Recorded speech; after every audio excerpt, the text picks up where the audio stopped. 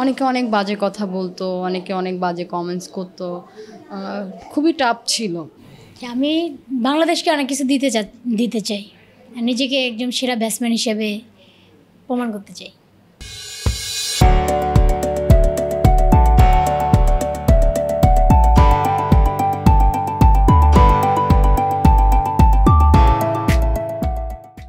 আসলে মেয়ে তো, আমরা ফার্স্টলি বলি, মেয়ে হিসাবে আসলে ক্রিকেটার হয়ে আসার জার্নিটা অনেক টাফ ছিল।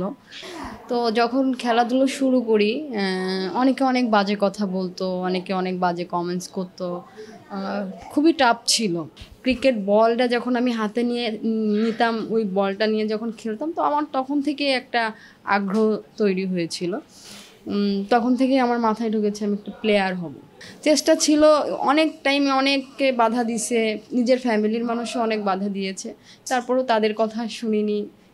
ওইভাবে করে চেষ্টা করেছি, লুকায় লুকায় খেলতে যেতাম, তারপরে খেলা দেখতাম প্রচুর পরিমাণ।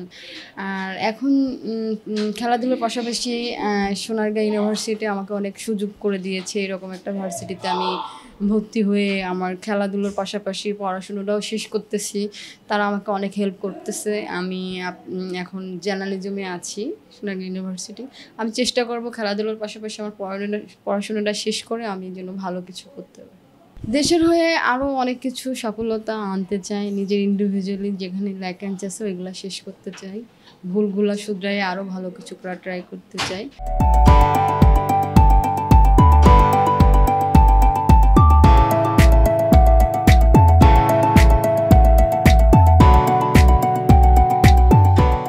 আমি যখন আপনার ইন্টারে পড়ি, আন্তঃ কলেজ টুর্নামেন্ট খেলি, তখন থেকে আমার ব্যাটিং দেখে আমার কলেজের বড় ভাইরা দেখে আমাকে ক্লেমন ইন্দিরা এসে ভর্তি করে দেয়। তো ওইখান থেকে পথ চলা। তখন ওইখানে যখন ভালো কিছু করি, তো প্রিমিয়ার লিগে অংশগ্রহণ করি, তারপরে ন্যাশনাল লিগে অংশগ্রহণ করি। ওই থেকেই প্রায় 10 বছর পরিশ্রম করার পর ন্যাশনাল টিমে আসা। আমি বাংলাদেশকে অনেক কিছু দিতে চাই। নিজেকে একজন সেরা ব্যাটসম্যান হিসেবে প্রমাণ করতে চাই। আমার স্বপ্ন ভবিষ্যতে বিগ ব্যাশ খেলার।